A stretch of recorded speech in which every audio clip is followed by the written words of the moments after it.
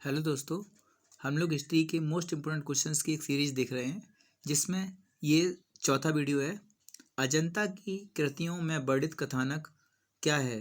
ठीक है। अजंता और एलोरा गुफाएं कहाँ हैं? महाराष्ट्र में स्थित हैं।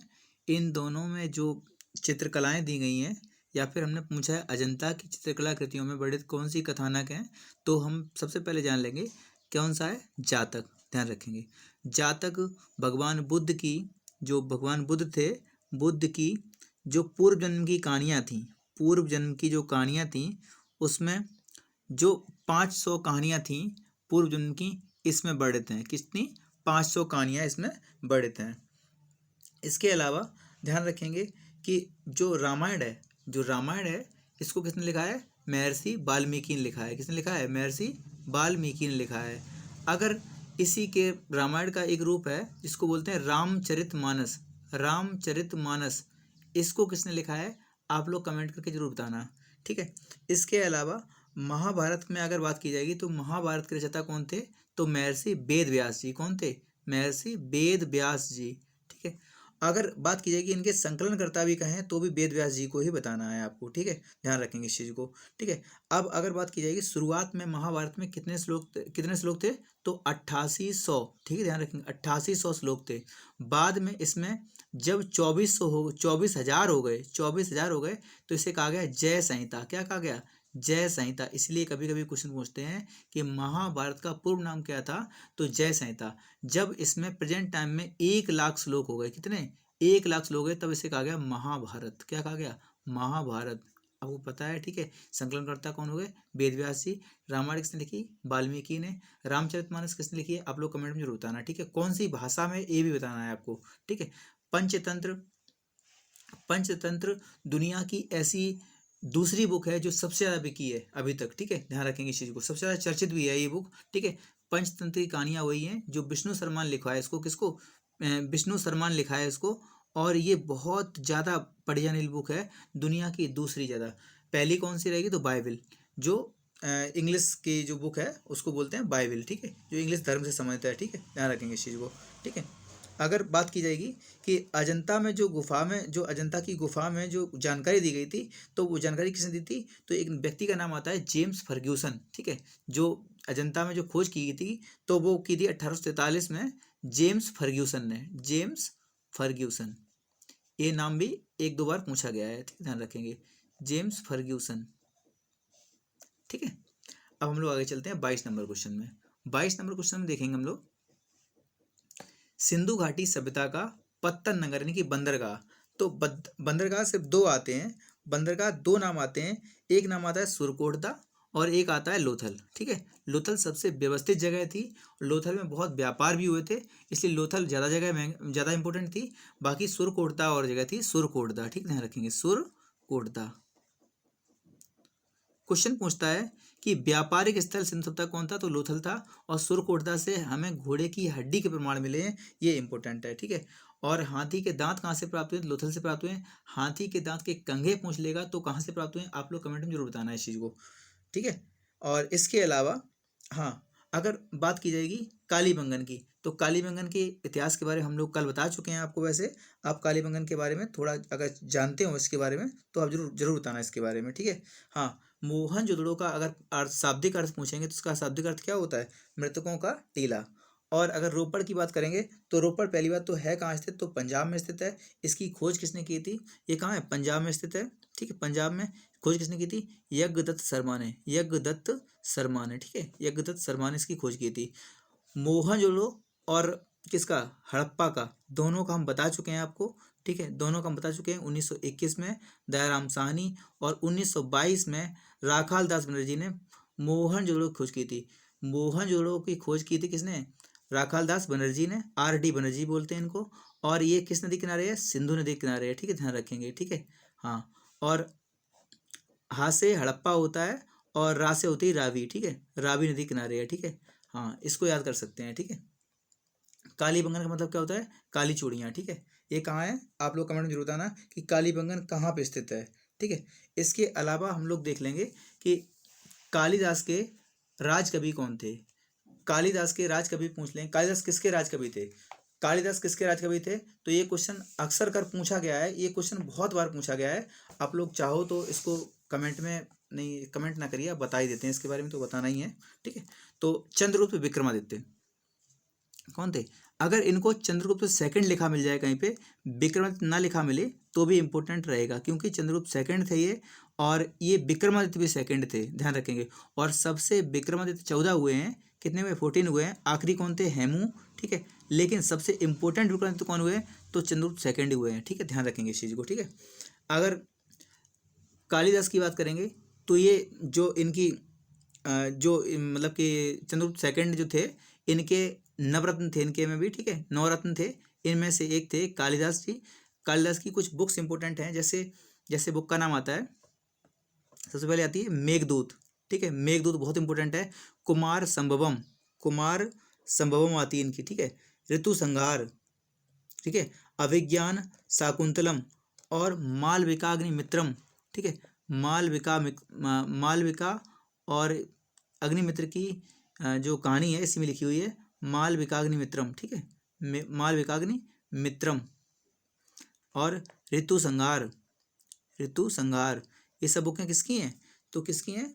कालिदास जी की बुक हैं, ठीक है। रघुवंशम, रघुवंशम भी इंपॉर्टेंट है, कौन सी? रघुवंशम। ये सब बुकें याद रखना है आपको, ठीक है। और इसके अलावा बात करेंगे चंद्रगुप्त मौर्य के बारे में। मौर्य वंश के संस्थापक थे, ठीक है। 321 या 22 में गद्दी बैठते हैं और 298 तक रहते हैं ये, ठीक है। और उसके बाद बिंदुसार गद्दी बैठता है, उसके बाद अशोक गद्दी बैठता है, ध्यान रखेंगे। आखिरी था बृहदरथ इनके वंश का शासक, ठीक है।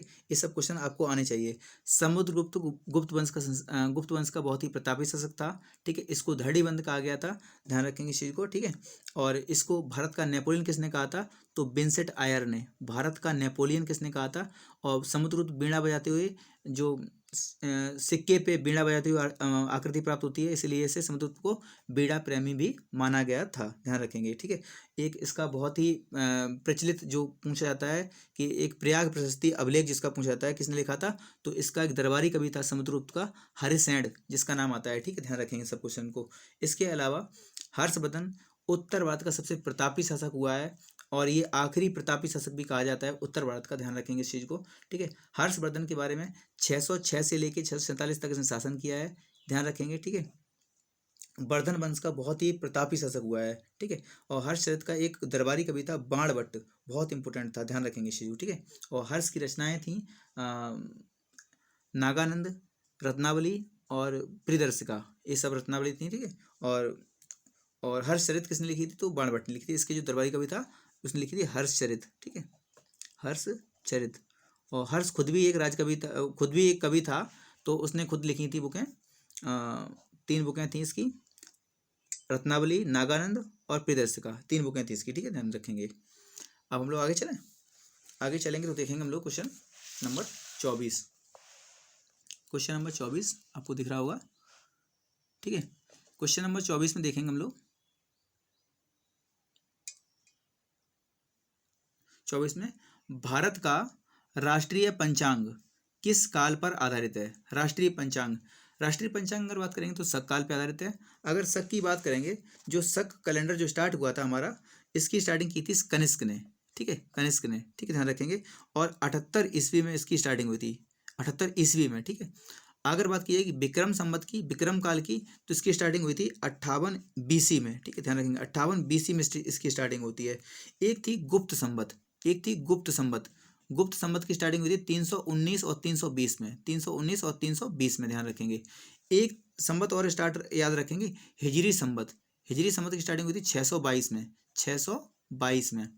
एक संवत थी इलाही संवत, इलाही संवत कौन थी? इलाही संवत, इसकी डेट आप लोग बताना, इलाही संवत की स्टार्टिंग कब हुई थी, इसको हम बता चुके हैं आपको, इलाही संवत की स्टार्टिंग कब से हुई थी, ठीक है। अब आगे क्वेश्चन नंबर देखते हैं 25 नंबर। निम्नलिखित में से प्राचीनतम विश्वविद्यालय कौन सा था? प्राचीनतम, अब देखो इसमें कहीं भी तक्षशिला का नाम नहीं है, ठीक है। तक्षशिला सबसे प्राचीन था, लेकिन अब भारत में स्थित नहीं है प्रेजेंट टाइम में, ठीक है। तो सबसे पुराना कौन सा हो जाएगा? नालंदा, ठीक है, नालंदा हो जाएगा सबसे पहले। तो इन सभी क्वेश्चंस को आप लोग थोड़ा करते जाएंगे, ठीक है। और नालंदा सबसे प्राचीन विश्वविद्यालय था, क्योंकि बंटवारे के पहले हमारे यहाँ तक्षशिला भी था, अभी बात की जाएगी तो कौन सा है, हमारे भारत का पूछा जाएगा तो नालंदा सबसे पुराना लगाएंगे, ठीक है। अगर नालंदा जो थी ना, जो यहीं से जितनी भी कलाएं स्टार्ट होती हैं, जैसे गांधार कला है, मथुरा कला शैली है, कन्नौज की शैलियाँ, ये सब चीज़ें शैलियाँ कहाँ से स्टार्ट हुई हैं, तो ये सब शैलियाँ नालंदा से या फिर तक्षशिला से स्टार्ट होती हैं। नालंदा मेन जगह मानी गई है, ठीक है, सारी शैलियों की जगह नालंदा मेन मानी गई है, ठीक है। अब आगे चलते हैं। हाँ, ये क्वेश्चन आपको आता है, इसके लिए इसके ऑप्शंस नहीं लिखे हैं। उत्तर भारत की प्रथम मुस्लिम शासिका कौन थी? उत्तर भारत की प्रथम मुस्लिम शासिका कौन थी? तो आपको नाम पता है, रजिया सुल्तान थी। 1236 से लेके 1240 तक इन्होंने अपना कार्यकाल चलाया है, 36 से 40 तक, ठीक है। इल्तुतमिश की बेटी थी रजिया सुल्तान, इल्तुतमिश की बेटी थी, ठीक है। रजिया सुल्तान इल्तुतमिश की बेटी थी।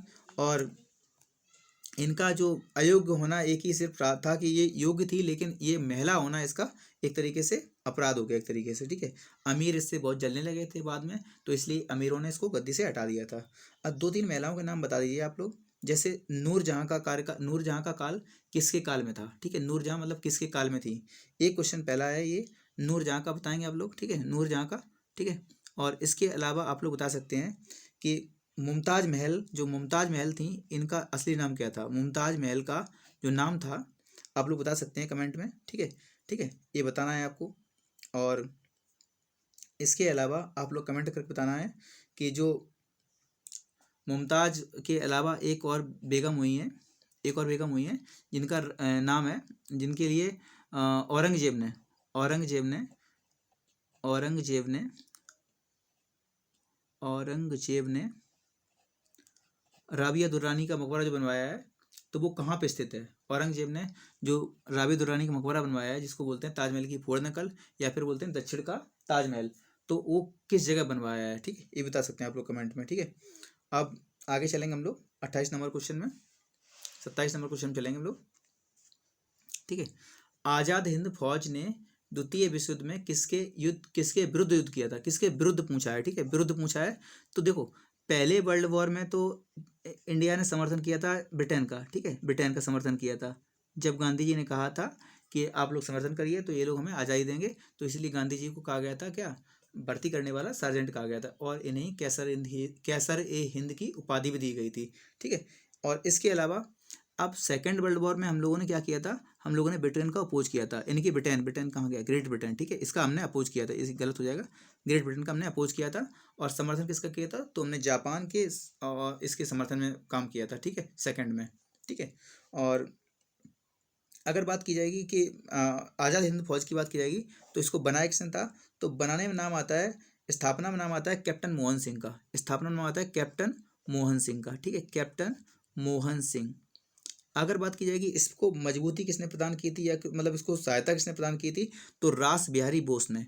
कभी कभी नाम मिल जाएगा आपको लिखा हुआ दोनों लोग का कि स्थापना में, तो गलत मत मानना, क्योंकि इन दोनों लोग का लगभग लगभग साथ ही है, रास बिहारी बोस का, ठीक है, ध्यान रखेंगे। और लास्ट में इन दोनों के बाद कमान किसने संभाली लास्ट में, 1943 में कमान किसने संभाली, तो सुभाष चंद्र बोस जी ने, ठीक है, ध्यान रखेंगे, सुभाष चंद्र बोस जी ने। इनका जन्म 1897 में कटक में होता है। कहाँ पे, कटक में। कटक कहाँ है, उड़ीसा में, ठीक है। और कटक में ही चावल अनुसंधान संस्थान स्थित है, आपको पता है इस चीज़ के बारे में, ठीक है। हाँ, अगर सुभाष चंद्र बोस के बारे में जानेंगे तो इनकी माता का नाम क्या था, प्रभावती देवी, प्रभावती देवी। और इनके पिता का नाम था जानकीनाथ बोस, जानकीनाथ बोस, ठीक है। और इनके बारे में अगर बताना चाहें कुछ थोड़ा, तो इनके गुरु का नाम था चित्तरंजन दास। क्या नाम था, चित्तरंजन दास, ठीक है, चित्तरंजन दास, जिनको CR दास भी बोलते हैं, और इनको प्यार से देश बंधु बोलते हैं, देश बंधु। चित्तरंजन दास को देश बंधु बोलते हैं, और अगर CF एंड्रयूज से पूछा जाए तो उनको बोलते हैं दीन बंधु, ठीक है, देश बंधु, ठीक है। इसके अलावा 1938 और 1939 दो अधिवेशन थे, 1938 और 1939 दो अधिवेशन में, ये था हरिपुरा, और दूसरा था त्रिपुरी का अधिवेशन, जहाँ पे त्रिपुरी संकट हुआ था। बाद में पट्टाभी सीतारामैया की वजह से, गांधी जी और पट्टाभी सीतारामैया की वजह से इन्होंने अध्यक्षता को यहाँ त्याग दिया था। बाद में किसने अध्यक्षता की थी, तो राजेंद्र प्रसाद ने। ये भी क्वेश्चन इंपॉर्टेंट है, ठीक है। और इन्हीं को, सुभाष चंद्र बोस को नेताजी की उपाधि किसने दी थी, तो हिटलर ने दी थी, ठीक है, हिटलर ने, किसने दी थी, हिटलर ने, ध्यान रखेंगे ये सब क्वेश्चन, किसने दी थी, हिटलर ने, ठीक है। कुछ और क्वेश्चन देखे जाएंगे तो 1940 में इन्होंने एक बयान दिया था, ठीक है, तो जिसके बाद भड़काऊ बयान के बाद इनको एक गिरफ्तार करने के लिए एक बात की गई थी, तो जिससे कि ये बेस बदल के भाग गए थे अफगानिस्तान के रास्ते, कहाँ पहुंच गए, जर्मनी पहुंच जाते, जाके जर्मनी में इन्होंने जो सेना फर्स्ट वर्ल्ड वॉर में बंद थी, उस सेना को इन्होंने क्या किया, निकाला, सेना को निकाला और उसके सामने भाषण दिया। उसके बाद हिटलर ने इनको नेताजी की उपाधि प्रदान की। इसके बाद बात की जाएगी तो जापान जापान से इन्होंने जो है अंडमान निकोबार को प्राप्त किया था। एक क्वेश्चन ये भी आ सकता है, ठीक है। 1943 में इन्होंने कैप्टन मोहन सिंह और रास बिहारी बोस की जो बनी थी सेना, उसको आज़ाद हिंद फौज का नाम दिया और 1943 में ही कमान संभाली और सिंगापुर में ही भाषण दिया, जिसके बाद कहा वहाँ से कि दिल्ली चलो, और यहीं कहा था तुम मुझे खून दो मैं तुम्हें आज़ादी दूंगा। ये सब दिए। बाद में जापान पे आपको पता है कि अमेरिका ने बम गिरा दिया और इनकी डेथ हो जाती है अचानक। इनकी सेना जो है, दूसरी सेना जो थी, सेना की टुकड़ी जिसका नाम था झांसी की रानी लक्ष्मीबाई ब्रिगेड, वो पहुंच जाती है कहाँ, दिल्ली, जिस पे लाल किला का मुकदमा चलाया जाता है। और उसके बाद तीन थे वकील हमारे यहाँ के, जवाहरलाल नेहरू, जतिन सप्रू और के.एम. काटजू, इन्होंने केस लड़ते हैं। बाद में इनको बरी करा लिया जाता है पूरी लाल किला की जो मुकदमा में जो चलाया गया था, ठीक है। ध्यान रखेंगे सब क्वेश्चन को। अगर बात की जाएगी गांधी जी को इन्होंने क्या कहा था, तो राष्ट्रपिता कहा था गांधी जी को। ये मजबूरी में कहा था, कैसे कहा था, अब ये इम्पोर्टेंट नहीं है यहाँ पे, किसने क्या कहा था, राष्ट्रपिता, ठीक है। ये सारे क्वेश्चंस जो हैं इम्पोर्टेंट हैं, इन क्वेश्चंस को आप लोग कर लेना अच्छी तरह से, ध्यान से वीडियो को सुनना। जितना बोला है वो इम्पोर्टेंट ज़्यादा है, लिखने से ज़्यादा इम्पोर्टेंट है बोला हुआ, ठीक है। उसको आराम से सुनना, थोड़ी स्पीड हमारी ज़्यादा है, हम मानते हैं इस चीज़ को। थोड़ा इसको अगर चाहें तो 0.75 की स्पीड पर कर लेना और आराम आराम से सुनना इसको, काफ़ी चीज़ें इसमें क्लियर हो जाएंगी आपकी। थैंक यू दोस्तों।